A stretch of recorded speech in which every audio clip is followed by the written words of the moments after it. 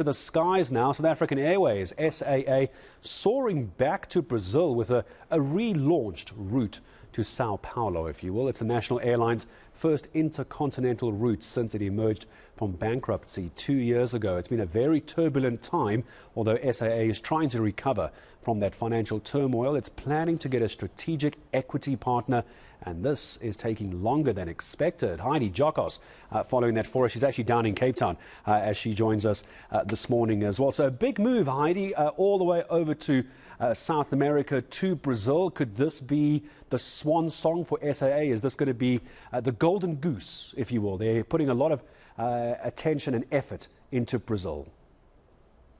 Certainly, Gareth, and I think the big concern here is that SAA does not go on the same path or trajectory that it was on before it went into business rescue about 2 years or so ago. And that is the big concern, that is SAA being very careful in terms of making sure that they do not follow that same route and that same path. But according to the interim CEO, Professor John Lamola, as well as the shareholder, which is the Department of Public Enterprises, the Minister telling us last night that they have been very careful. It's a leaner and meaner national carrier. They are trying their very best to ensure that they do not repeat the same mistakes of the past. Just for context purposes, in the last 10 years, SAA has received 40 billion rand. That's taxpayers' money. That's my money and your money, Garrett, that has been pumped into the national carrier. And the minister really highlighting the fact that there has been an issue of corruption, state capture at the national carrier. And as much as people thought that the national carrier would not emerge from the business rescue, and there were calls for the airline to be liquidated, they pushed through, they remained resilient, and they have now decided to bring back that route of Johannesburg and Cape Town, direct flights to Sao Paulo, to make sure that they provide that route for customers who want to fly directly to South America. Let's listen to what the minister had to say last night at the relaunch of this direct flight. As a government and as a people, we've got to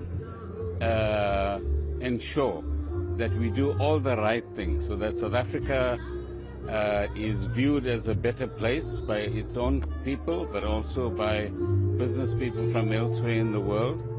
And in order to convince people, we've got to show positive results. One of the positive results in respect of reforming state institutions is, in fact, taking SAA out of business rescue, and SAA that many thought will just get liquidated, to today flying 13 routes. And if we ensure that we have the right kind of board, right kind of management, right kind of staff, but also the right partner when we eventually get this strategic equity partner in, I am very confident that SAA will move in the right direction. All right, so Heidi, there we hear from Pravin Gordhan himself saying it's the right kind of everything, the staff, the pilots, the support structures for SAA, but also talking about the right equity partner. Now, the one name that comes to mind for me, tell me if you agree, is Takatso. But it has gotten a little grey, it's gotten a little murky. I'm not sure where we are on Takatso in this.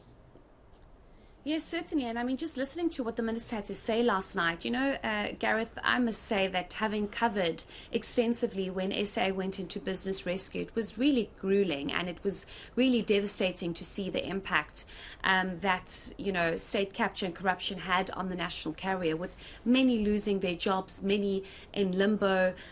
You know, you had top class pilots leaving the airline because of the instability and uncertainty at the time.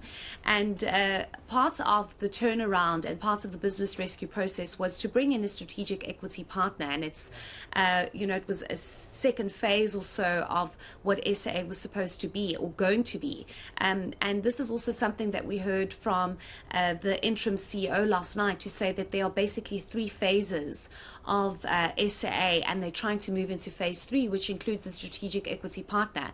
Now, there were a number of legal issues and legalities that they had to get out of the way to bring in that strategic equity partner, which we understand has been the preferred strategic equity partner has been Takatso Consortium.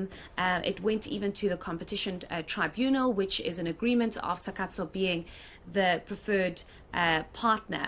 However, the minister yesterday alluding to the fact that there have been a number of delays and there have been a number of boxes that have been unable to be ticked because